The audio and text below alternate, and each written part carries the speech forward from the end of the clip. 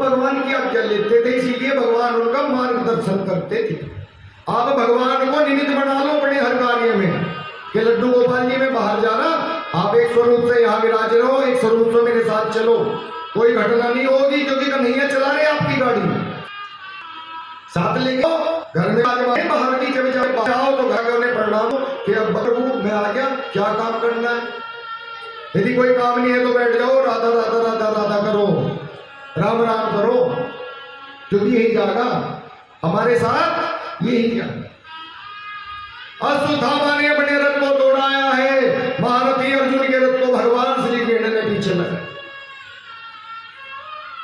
इस संसार में कहीं भी भाग जाओ, आखिर में वही आना पड़ता है जहां भगवान है, और जिसके पीछे भगवान लगे हो वो कहां भाग के जाएगा। है भाग के तो भगवान के पास आता है इंसान के, मैं मर गया मुझे बचा लो। और यदि भगवान ही पीछे पड़ जाए तो फिर क्या। अश्वत्थामा थक गया, उसके रथ के घोड़े थक गए, क्योंकि उसने चारों दिशाओं में रथ को दौड़ाया, लेकिन कहीं उसे आश्रय नहीं मिला, क्योंकि उसे भी पता है ये तो नारायण है, चक्र चलेगा और मेरा खेल कर। लेकिन भगवान ने प्रतिज्ञा की थी, इसीलिए अश्वत्थामा ने जो है इसका लाभ उठाया कि ये हथियार नहीं थामेंगे। इन्होंने प्रतिज्ञा ली, क्योंकि प्रतिज्ञा एक बार भंग की थी पितामह भीष्म के लिए कि दोबारा थोड़ी करेंगे, बार बार करेंगे तो विश्वास ही नहीं करेगा कोई कि भगवान है। तब अश्वत्थामा ने आचमन किया, आचमन करने के बाद उसने ब्रह्मास्त्र का संधान किया, और यह ब्रह्मास्त्र जो है अमोघ शक्ति थी। अश्वत्थामा पे ये चलाना तो आता था, लेकिन इसे रोकना नहीं आता था। ये वश में कैसे होता है ये नहीं आता था, अधूरा ज्ञान था तो था। जैसे अभिमन्यु जी को अधूरा ज्ञान रह गया था, माता के पेट में आधा ही सीख पाए थे कि चक्रव्यूह में कैसे घुसना है, लेकिन बाहर कैसे निकलना है ये नहीं सीख पाए थे, माता सो गई थी। तो ऐसे ही अश्वत्थामा जी के पिता जब सिखा रहे थे तो उस दिन शाम हो गई थी, तो शाम तक आधा ही अध्याय पढ़ा पाए थे कि ब्रह्मास्त्र कैसे चलता है, और शाम को छुट्टी होगी गुरुकुल की कि भाई कल को पढ़ा दूंगा, पुत्री तो है, या घर पढ़ा दूंगा। बाद में उनका संयोग नहीं बना,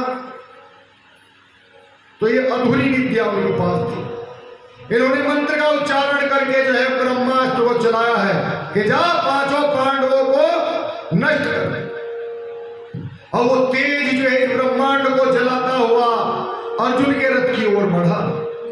अर्जुन को ये कहते हैं इतना तेज ब्रह्मांड में हो गया था, जलने लगा था पूरा ब्रह्मांड त्रिलोकी। तब अर्जुन महारथी अर्जुन ने भगवान श्री कृष्ण को कहा, प्रभु ये असहनीय तेज क्या है, ऐसा लगता है ये तो मुझे नष्ट कर देगा।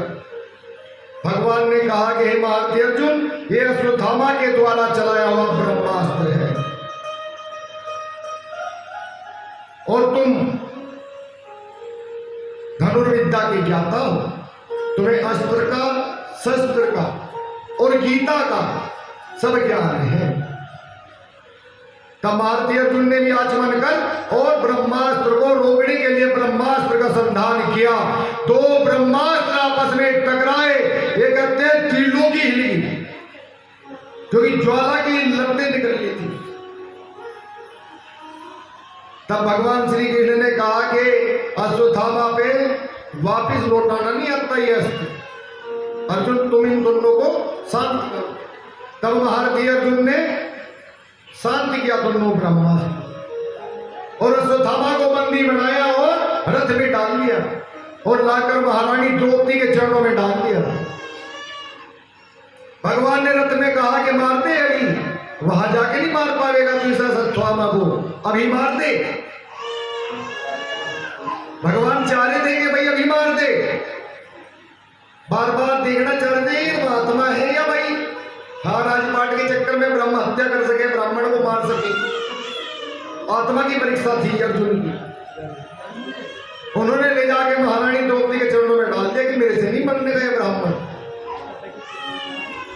आप कहते हो ब्राह्मण के चरणों को धो धो के पियो, आप ही कह रहे कि गर्दन काट के मेरे से नहीं होगी। महारानी द्रौपदी ने देखा अश्वत्थामा बंधे हुए केस बिखरे हुए महारानी द्रौपदी के 5 पुत्रों की लाश पड़ी घर में। उन्होंने कहा इस ब्राह्मण पुत्र को छोड़ दो, तुम्हें इसमें गुरु क्यों नहीं दिखाई देते? ये तो तुम्हारे गुरु हैं, तुम्हारे गुरु के पुत्र ही तो है अश्वत्थामा, तो तुम्हें इनमें द्रोणाचार्य क्यों नहीं दिखाई दे रहे? अरे मेरे 2 पुत्र मारे गए, लेकिन इनकी माता तो इनके ही भरोसे है, और यदि कृपी के पुत्र को तुम मार दोगे तो वो माता बहुत दुखी। तब महारानी द्रौपदी ने जो है उनकी रस्सियां खोल दी। तब भीम गुस्से में क्रोध में गदा लेके आए, कह रहे जैसे दुर्योधन को मैंने मार दिया ऐसे ही मैं गदा में से पाताल में पहुंचा दूं। भगवान श्री कृष्ण ने साथ दिया मुस्कुराते हुए कि हाँ ठीक कह रहे हैं भीम, मार दो इसे भी। भीम को और बल मिला। तब धर्मराज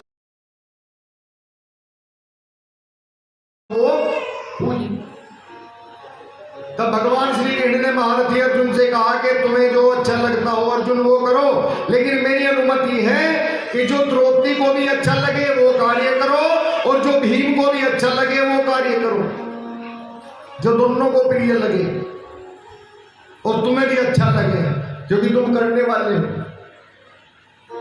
तब महारथी अर्जुन ने कहते हैं बड़े बाण की नोक से अश्वत्थामा की इस मणि निकाली, जिससे उसमें ब्रह्म तेज था ना, वो मणि निकाली और उन्हें छोड़ दिया।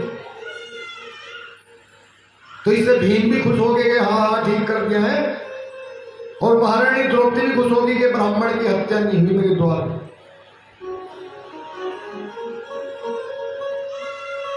और महारथी अर्जुन ने अपने पुत्रों का अंतिम संस्कार किया। तब माता ने अपने केस धोए। तो ये तो जीवन है, इस जीवन में सबके उतार चढ़ाव आता है, चाहे वो महाराज हो चाहे वो रंग हो, लेकिन जो अपने धर्म में अड़ा रहता है धर्म उसका साथ देता है।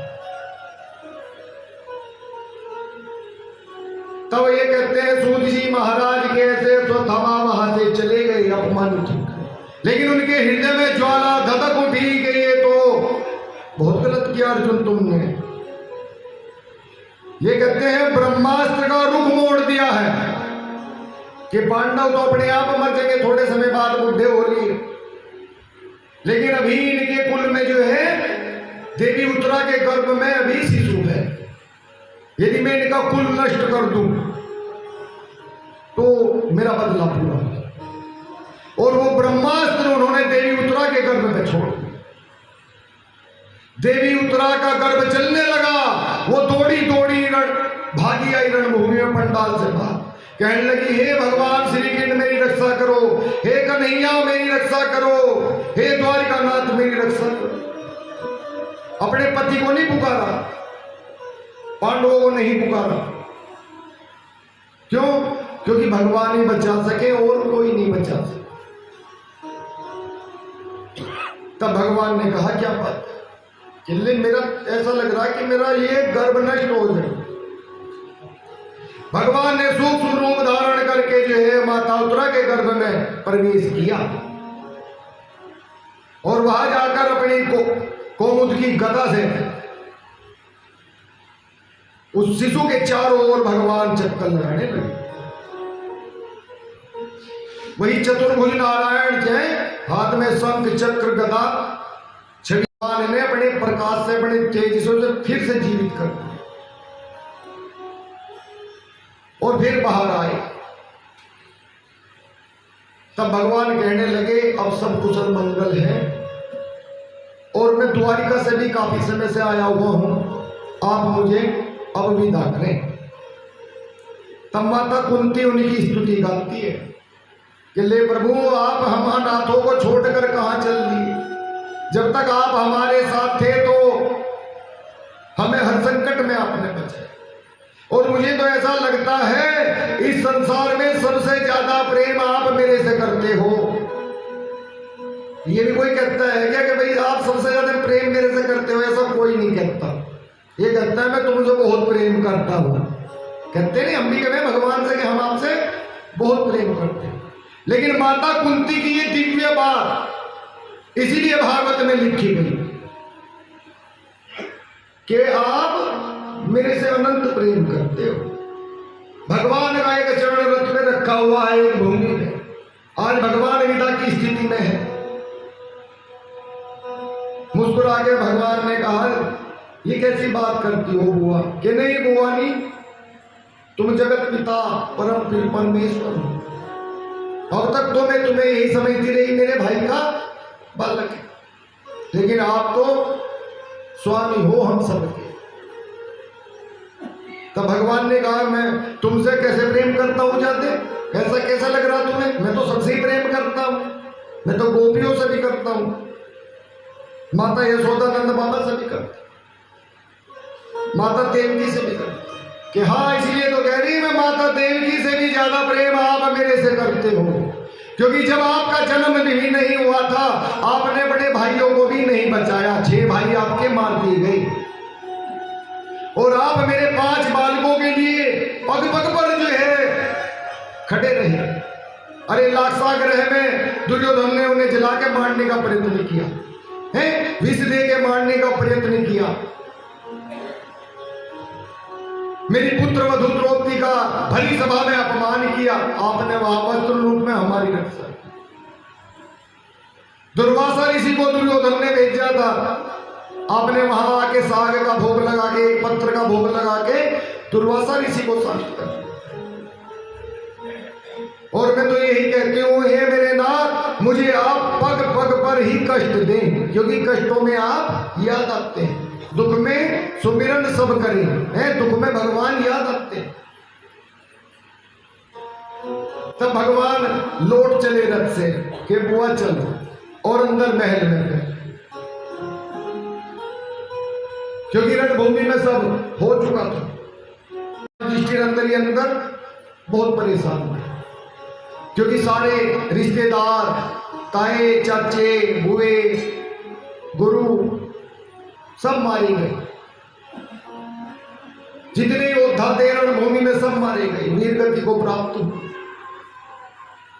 तो जितनी विधवाएं थी उन्हें देख देख के युधिष्ठिर जी अंदर ही अंदर रोते थे कि ये मैंने किस सिंहासन के लिए एक ऐसा अनर्थ कर दिया।